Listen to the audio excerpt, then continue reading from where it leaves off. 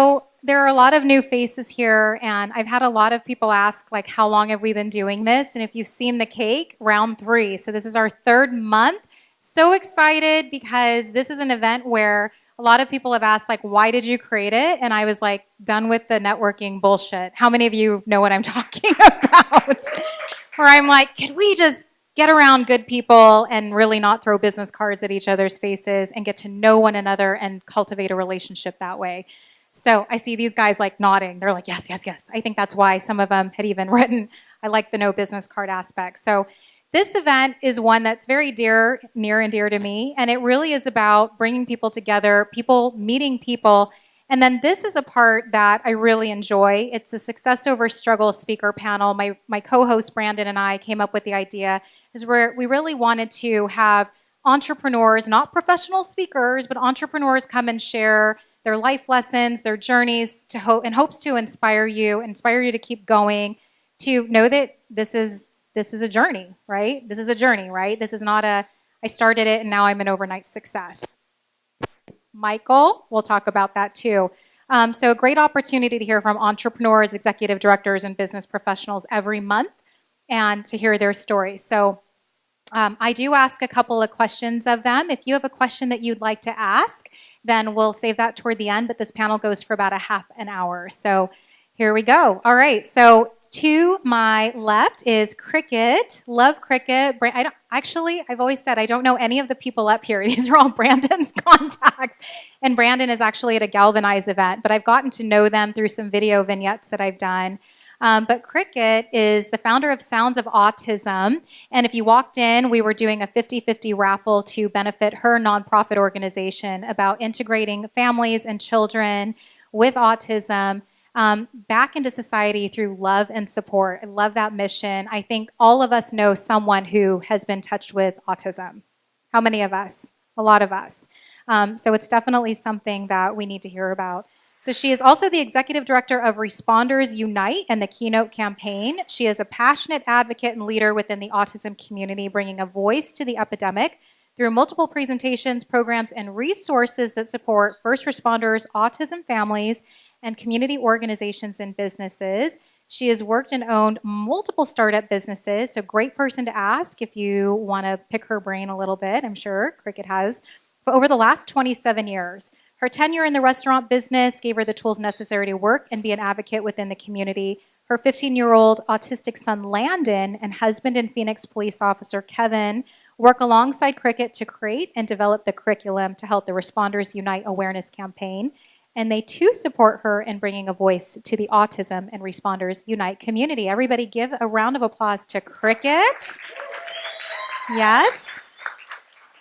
Also, if you donated to the 50-50 raffle or you're interested in that, we will be drawing that raffle ticket a little bit later, just after the panel, so stick around for that.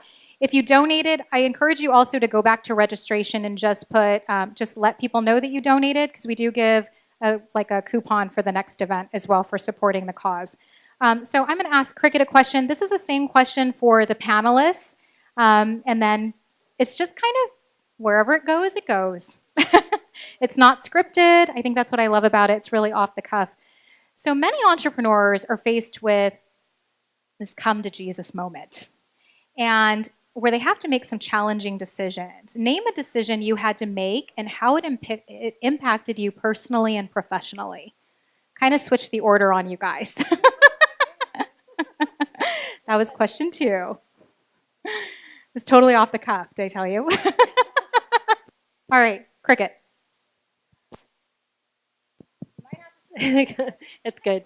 For me, it was probably a week before we actually did our video. I work in the restaurant industry, if anybody knows that business, especially when I was in operations. It was an 80-hour-a-week job. You're on your feet. I would go home and I would look like a construction worker because we'd be lifting stuff off trucks. And I worked in very high-volume restaurants. So for me, one of my last stints was the Z Tejas at Scottsdale Fashion Square. So I was up and down stairs all day. I was the general manager. I've been in this business a very long time. And one thing that I learned was that when you're running restaurants, if you're successful at it and you don't cheat your way to the top, which many do, you can really do any business out there. And that's what I've seen. So in 2004, I had a son that was diagnosed with autism. And when that happened to me, my whole life changed. And it was about a week before he was diagnosed, my ex-husband that I was married to for 7 years was deported. So I became an instant overnight single parent with 2 kids, one with autism. So life changed. And so I've been really working hard since 2011 on Sounds of Autism, bringing a voice, because it's now the largest epidemic in the United States. 1 in 59 people have it, and it's continuously going to grow. And when the epidemic occurred, we're 4 years away from those kids or those people being adults. And when they hit the streets, if their parents don't want the responsibility of them anymore, they will either go into the foster care, DES, or they'll just live on the streets, and the homeless will grow even more than it is already. So for me, if in the restaurant industry, if you don't have a solution to a problem, you create one. And that's what I did. So I started my nonprofit reluctantly, running my restaurant at Z Tejas. And I would just spend my days driving home thinking of ideas. I had a lot of people that are sitting in this room that were surrounding me that were great people. And it worked out. So here I am today. About 2, maybe 3 weeks ago, though, I finally was getting off the 101 or the 10 to Dysart. I was going to buy blonde because we were doing my daughter's graduation party. And I looked up in the sky and I'm like, God, I'm done. Like, this is where I'm at. There's a community out there that needs my help. You've given me a son that is struggling horribly right now. My husband is a Phoenix police officer of 10 years. My daughter's graduating. She's going to, I'm sorry, ASU, but U of A. And my life's changing again. And I need your help. I've done my part that you've asked me to do. I've helped support that community. I've created a business model that you will eventually hopefully see on the news in the next few months, supporting officers in crisis situations with autism community. And I need money. I can't do this on my own anymore. I'm working 2 full-time jobs, and I'm going to be pulled in a million directions. And if you don't part of it, I'm going to have to give one or the other. And right now, my son's struggling. I need a career that's stable and sustainable. So when Tisha and I did our video, I told her, I said I had to come to Jesus. Basically said, you need to help me find funding for my project. And it's days, and I can't even tell you how many people have walked into my life. And things are going to change because I'm determined. So. Thank you. Thank you for sharing that. Okay, so State 48. Some of you guys know State 48. How many of you are wearing your State 48 t-shirts? Stuart! Stuart's wearing cats with rockets. Very fun. Okay, so Michael, had the pleasure of meeting Michael and did a little video vignette with him. How many of you saw the video that we did? All right, so the video was really more about, I loved his message because he's like, do not quit your day jobs. Like, it was very real. And there's a story behind it, and he's going to share a little bit about that too. But let me introduce you.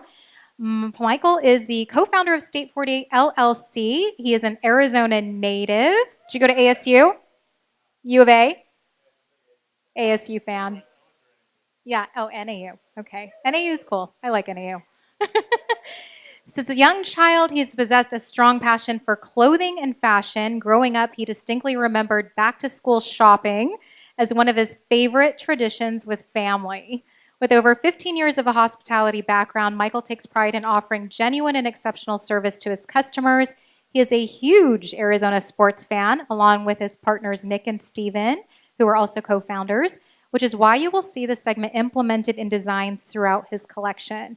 He is a fanatic for State 48 and truly values all support, feedback, and praise for their brand. Let's give a round of applause to Michael, State 48, co-founder.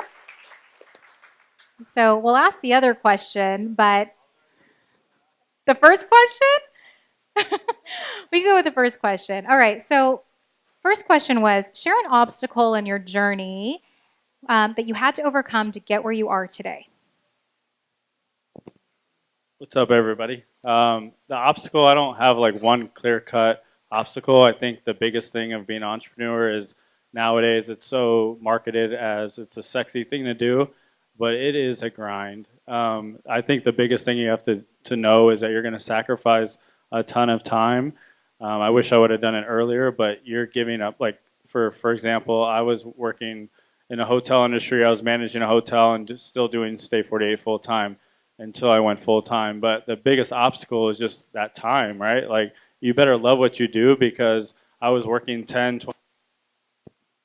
12-hour days at the hotel, but I really wanted to go work Stay 48. So I'd go home, take a shower, get something quick to eat, and I would literally work till 2 in the morning to keep it going, because as any of you business owners know, it's very expensive to run a business. I don't care if it's t-shirts or technology or whatever it might be. It's a grind, and thankfully I had 2 other great business partners who are brothers, so that adds an interesting dynamic, and we staggered it where Stefan went full-time first, Nick went full-time second, and I went full-time third. So like what you were mentioning, it sounds sexy to go, hey, I'm going to go all in and I'm going to do it, but just be smart about it. And that's what we were, and that's what a big part of our success is just not trying to do too much at once. But that's the biggest obstacle, is like when all your boys and everyone wants to go out of town and everyone thinks you're a business owner and a multimillionaire, and they're like, hey, just come to Vegas for the weekend. And you really have to love what you do, because you got to put that to the side. You got to be grinding on Saturday night, Sunday night when no one else wants to work, because you see the big picture, right? So that's the biggest obstacle, I would say, besides just financials, is your time. Like you better love what you do, because you have to sacrifice all that time, give up all the fun activities, and it's totally worth it. I wouldn't trade it for anything. I mean, all of us invested $500 each, and we're almost have $2 million in lifetime sales. So you guys, you could do anything you want in life, especially now. I'm a big fan of Gary Vee. I don't know if anyone follows Gary Vee, but like you have the internet. We have all this resources available at our fingertips. Like we didn't know what the hell we were doing when we first entered into Phoenix Fashion Week. We were just 3 guys that loved Arizona, wanted to represent where we're from in a positive and cool way. And we learned so much as we went. We still don't have all the answers, but something's working right, because our year-over-year growth is awesome. Every single year, 5 years in business, and I would just say, any advice is just utilize your resources. That's a big part, again, of our success, and just know that you be ready to sacrifice a ton of time. But there's no better feeling than going full time and working for yourself and wearing what you want, and going to the gym in the morning and just kind of making that schedule. But I also work 6-7 days a week because I love it. So that's my biggest obstacle, would be time, for sure.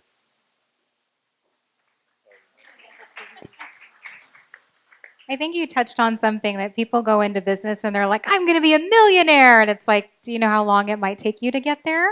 So I was talking to Logan and Philip. Where are you guys? Philip, over here. Where's Logan?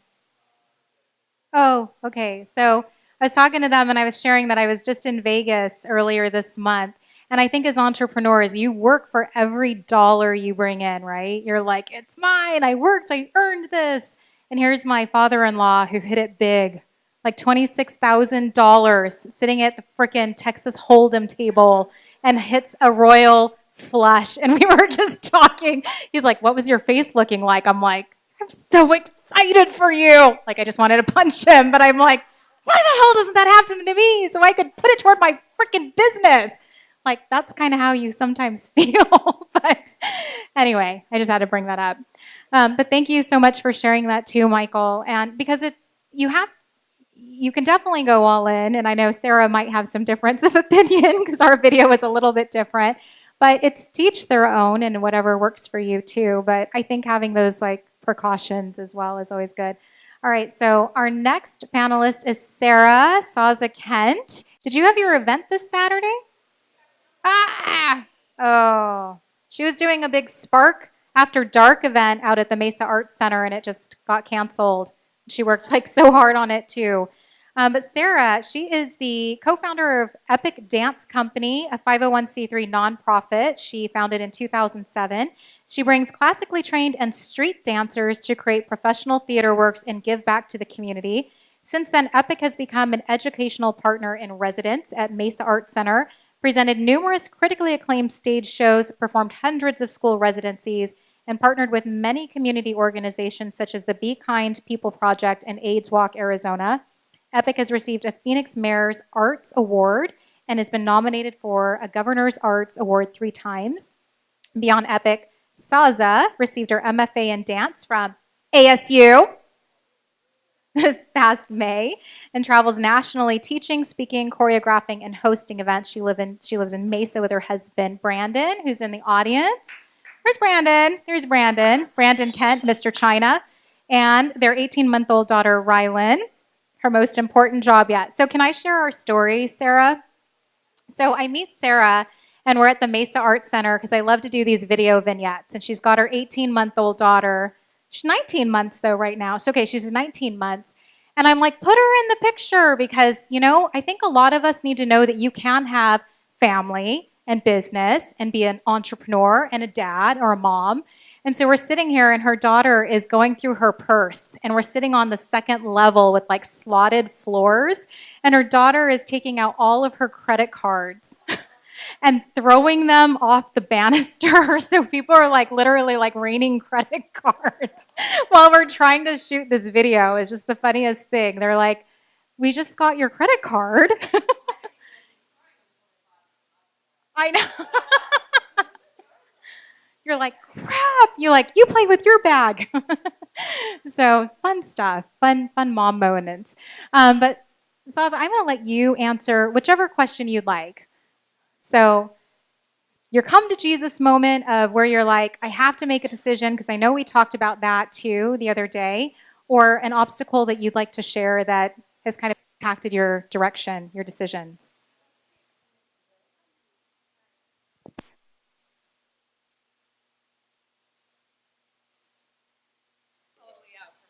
Hello. All right, here we go. We'll do come to Jesus moments since she brought up my daughter because it has to do with her.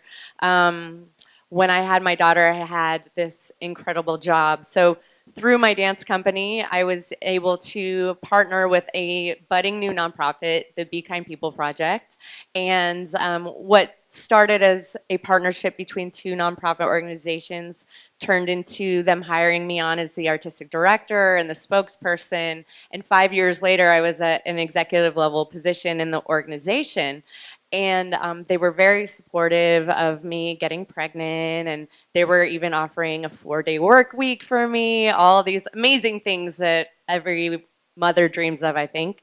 But once I had my daughter, I was planning doing maternity leave and then coming back, doing daycare, which works for some people. But my daughter had some challenges when she was first born, the first couple months of her life, and I couldn't leave her. She needed me. And that's when I realized, and after about 2 months of talking it over with my husband and thinking about it, praying about it, I realized that that's not where I wanted to be anymore. I didn't want to work a 50-hour-a-week job while my kids were young. We decided together I was not going to have that type of job while my kids were not in school. And we're just starting out our family. And that was a really hard decision because I was in this great place. I was being mentored by the founder of the organization, who was like a boss in the business world. She was amazing. And I was getting all these opportunities to tour nationally and do all these incredible things. And people thought I was crazy just to give it all up. But I am so blessed because my company, EPIK, had started to get put on the foreground because of my work with Be Kind. And Be Kind was, it was a great place, but by stepping away, I'm able to now put all of my free time, naps, and other times into my own company. And my own company is flourishing again. And I was also able to go back to grad school and finish my master's. So even though it was this crazy idea, looking back, I have absolutely no regrets. I know it was the right thing for me to do. And now I'm able to focus even more back into my company and be a mom, which, like I said in my bio, is the most important job I've ever had. So.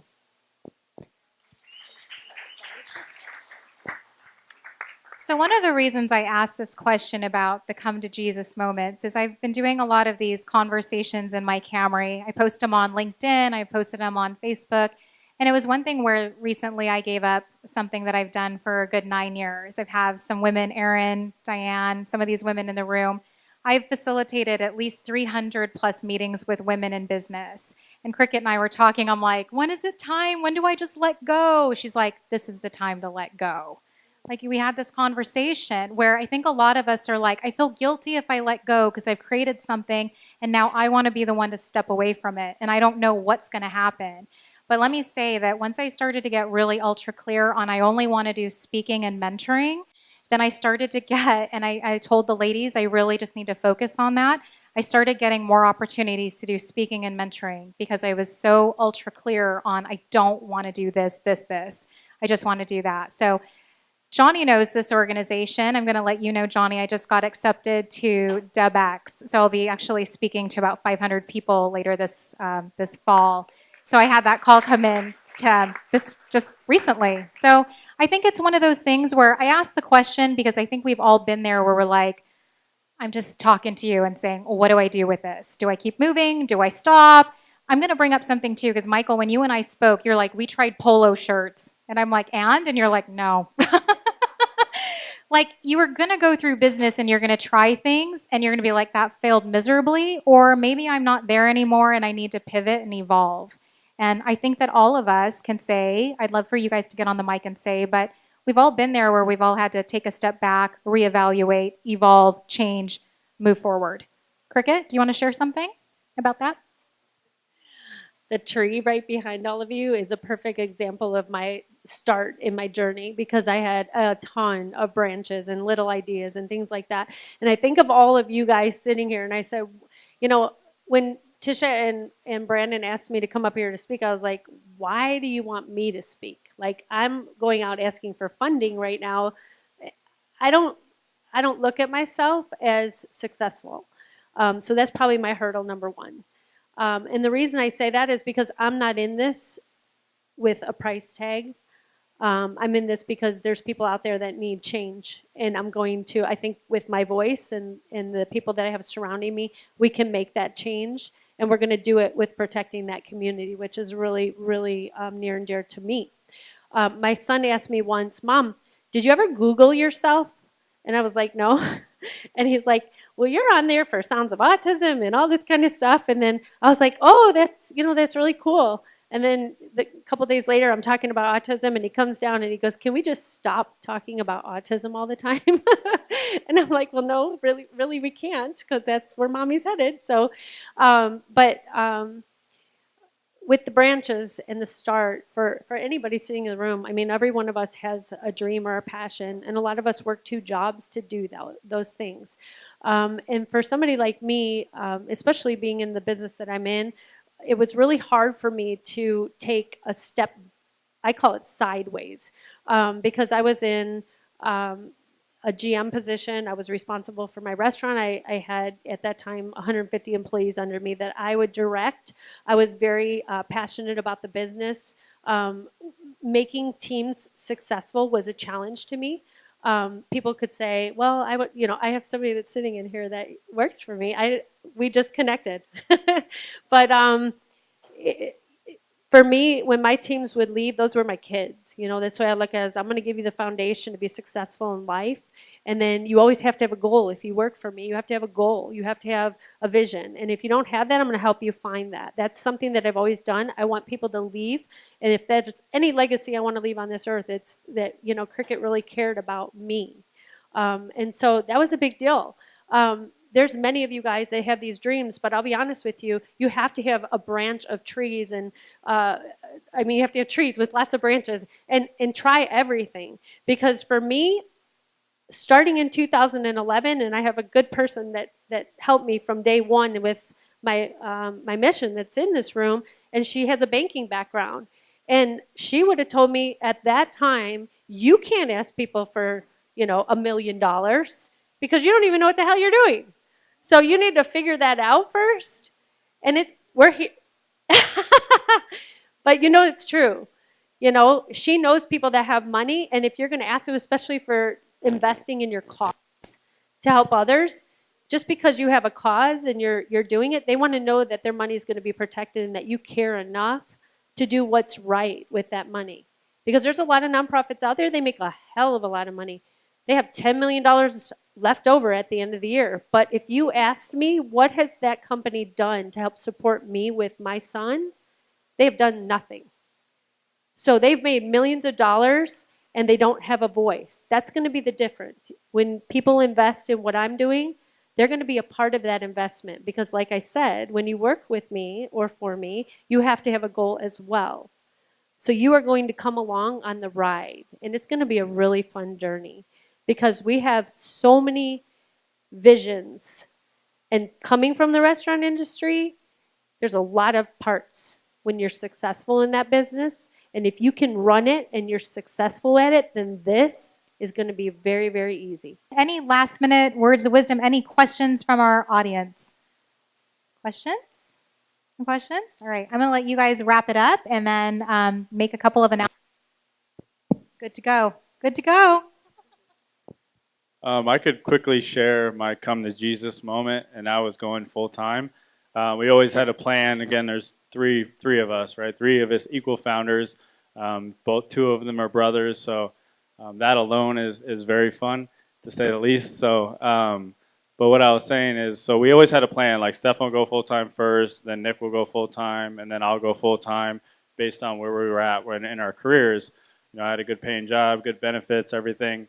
But I distinctly remember Steph and I getting this huge argument into the office about, he just said, just fucking go for it, right? So I'm like, it's scary, but it was like, okay, I do need to just go for it. And it was like at that point where I was comfortable. I'm a workaholic, but I was still comfortable getting the hotel salary, getting the benefits, making a little bit extra from State 48. And it was like, okay, this is a nice little life, right? I'm okay with working 7 days a week, but I was just kind of waiting for that perfect moment. But we all know there is no perfect moment. And I put in my notice, and I was thankfully the hotel that I've worked with for years was good to me and kind of let me gradually go out. But I put in my notice like probably within a week, and I can't tell you enough like how much more that's benefited our business, how much clearer my mind is, being able to wake up and actually getting like a good night's sleep. Like life is way too short to be stressed and tired, and don't get me wrong, you have to go through that, but like seriously, there is no better feeling than actually working your ass off and then still being in bed by 10 o'clock and then waking up, going to the gym, doing your thing, and then working a long day and just like getting so much done where you're not always trying to catch up. That just benefited our business so much. And I will say, like, you eventually are going to have to go for it. And that was like that come to Jesus moment where I still remember that huge argument in the office where it's like, well, I was like, dude, why are you yelling at me? I'm working 7 days a week. You guys are getting days off. But it was like, I needed that push to be, hey, this is time for me to go for it. And it's scary. It's really scary when obviously we're fine, but like there is times where you're like, wow, money is short. Then that makes you work that much harder to find that next collaboration or that next design or the next partnership or whatever it might be. So my last piece of advice would be, life is all about who you know. Like, be a good person. Don't ask for things. Things are going to come naturally. But our partnerships and collaborations have been a huge part of our success, whether that's a partnership with a foundation or Diamondbacks or the Suns or whatever it might be. And this person knows this person. Now, this shirt that we're doing benefits first responders, and Luis Gonzalez is modeling our shirt. So it's just, life is crazy, but be a good person, work your butt off, and all the things kind of work out. But that was definitely my come to Jesus moment, is just going for it.